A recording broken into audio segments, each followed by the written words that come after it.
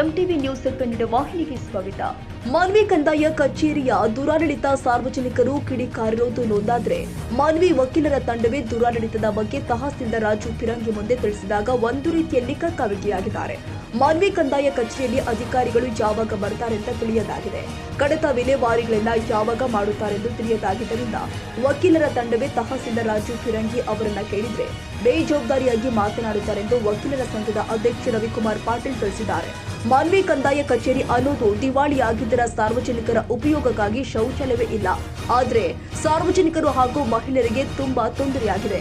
ಮಾನ್ವಿ ಕಂದಾಯ ಕಚೇರಿ ಅನ್ನೋದು ಬ್ರೋಕರ್ ಕಚೇರಿಯಾಗಿದೆ ಎಂದು ಹಿರಿಯ ವಕೀಲ ಶ್ಯಾಮ್ ಸುಂದರ್ ನಾಯಕ್ ಆಕ್ರೋಶ ವ್ಯಕ್ತಪಡಿಸಿದ್ದಾರೆ.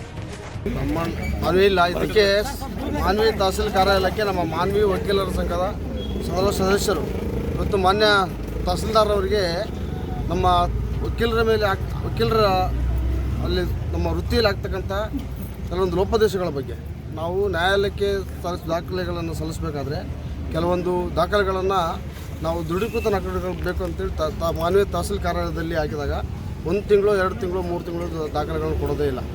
ಅದನ್ನು ನಾವು ಸಿಬ್ಬಂದಿ ಜೊತೆ ಕೇಳಿದಾಗ ಅವರು ಇಲ್ಲ, ನಮ್ಮ ಹತ್ರ ದಾಖಲೆಗಳನ್ನೇ ಇಲ್ಲ, ನೀವು ಏನು ಮಾಡ್ತೀರಿ ಮಾಡಿರಿ, ಮತ್ತು ತಹಸೀಲ್ದಾರ್ಗೆ ಹೇಳ್ತೀವಿ, ತಹಸೀಲ್ದಾರ್ ನೀವು ಹೇಳಿಕೆ ನಮ್ಮ ಹತ್ರ ಇಲ್ಲ ಅಂತೇಳಿ ಅವರು ನಮ್ಮ ವಕೀಲರ ಜೊತೆ ಅನುಚಿತವಾಗಿ ವರ್ತನೆ ಮಾಡ್ತಕ್ಕಂಥ ದೂರಿನ ಹಿನ್ನೆಲೆಯಲ್ಲಿ ನಾವು ನಿನ್ನೆ ನಮ್ಮ ಮಾನ್ವಿ ವಕೀಲರ ಸಂಘದಲ್ಲಿ ತುರ್ತು ಸಭೆ ಸೇರಿ ಇದಕ್ಕೆ ಸಂಬಂಧಿಸಿದಂತೆ ದೂರು ಏನು ಸಲ್ಲಿಸಿದ್ರಲ್ಲ ಆ ದೂರಿಗೆ ಸಂಬಂಧಿಸಿದಂತೆ ನಾವು ಮೊನ್ನೆ ತಹಸೀಲ್ದಾರರಿಗೆ ನಿನ್ನೆ ಕರಾವು ಪಾಸ್ ಮಾಡ್ಕೊಂಡು ಮೊನ್ನೆ ತಹಸೀಲ್ದಾರರಿಗೆ ಇದ್ರ ಬಗ್ಗೆ ಸಮಸ್ಯೆಗಳನ್ನು ತಿಳಿಸ್ಬೇಕಂತೇಳಿ ನಾವು ತಹಸೀಲ್ದಾರರಿಗೆ ನಿನ್ನೆ ಭೇಟಿಯಾಗಿ ಇವತ್ತು 10:30 ನಮ್ಮ ವಕೀಲ ಸಂಘದಲ್ಲಿ ಬಂದು ಭೇಟಿ ಆಗ್ತೀನಿ ಅಂತೇಳಿ ಅವರು ಸಮಯ ನಿಗದಿ ಮಾಡಿದರು.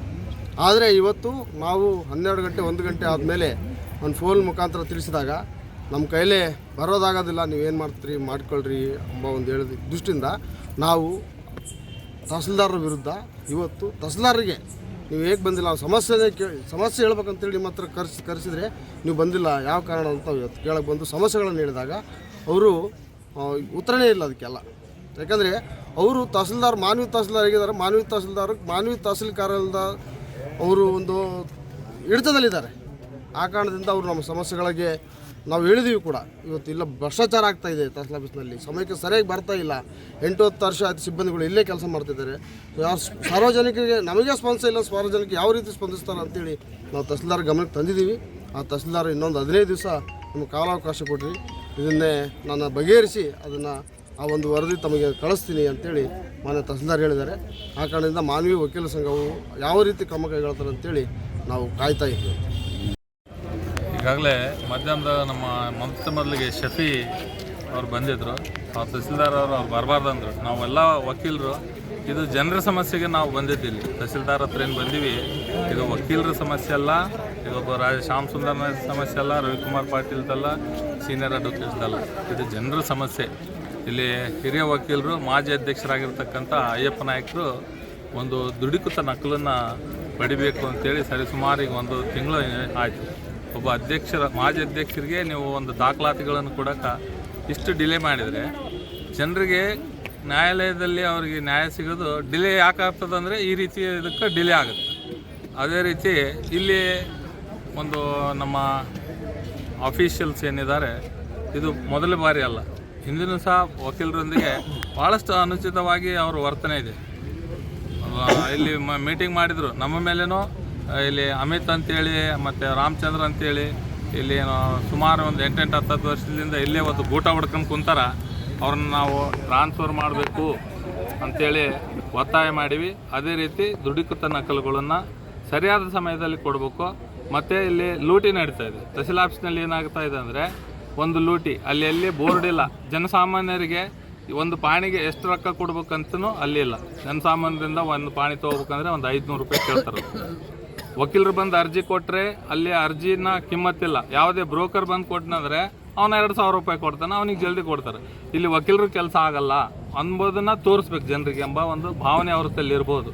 ಆದರೆ ನಾವೇನು ಹೇಳ್ತೀವಿ ಅಂದರೆ ಇನ್ನೂ ಬೇರೆ ತರಿಕಾವು ನಾವು ತೆಗೆದುಕೊಳ್ಳೋಕೆ ನಮಗೆ ಆದಂಥ RTIನಾಗ ಹಾಕಿ ತಗೋತೀವಿ. ಬಟ್ ಇಲ್ಲಿ ಯಾವ ರೀತಿ ಒಂದು ಕೆಲಸ ನಡೀತಿದೆ ಅಂತೇಳಿ ಮಾನ್ಯ ತಹಸೀಲ್ದಾರರಿಗೆ ಗೊತ್ತಿಲ್ಲ. ಅವರೇ ಹೇಳಕತ್ತಾರೆ ನಮಗೇನಂದರೆ ನಾವು ಮೂಮೆಂಟ್ ರಿಜಿಸ್ಟ್ರ್ ಇಟ್ಟಿಲ್ಲ ಅಂತೇಳಿ ನೀವು ನೋಡ್ರಿ, ಅದು ರೆಕಾರ್ಡ್ನಲ್ಲಿ ನಿಮ್ಮಲ್ಲಿ ಬಂದಿರ್ತದ. ಆ ರೀತಿ ಇಲ್ಲಿ ಹೇಳ್ತಾ ಇದ್ದಾರೆ. ಇದರಿಂದ ಗೊತ್ತಾಗುತ್ತೆ ನಮ್ಮ ತಹಸೀಲ್ ಆಫೀಸ್ನಲ್ಲಿ ಯಾವ ರೀತಿ ನಡೀತಾ ಇದೆ.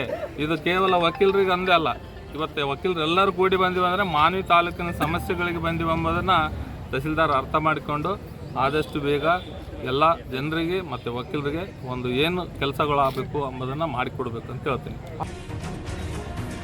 ತಾಜಾ ಸುದ್ದಿಗಾಗಿ MTV ನ್ಯೂಸ್ 24/7ಗೆ ಸಬ್ಸ್ಕ್ರೈಬ್ ಮಾಡಿ ಮತ್ತು ಬೆಲ್ ಐಕಾನ್ ಅನ್ನು ಒತ್ತಿ. ತಪ್ಪದೇ ಲಿಂಕ್ ಶೇರ್ ಮಾಡಿ.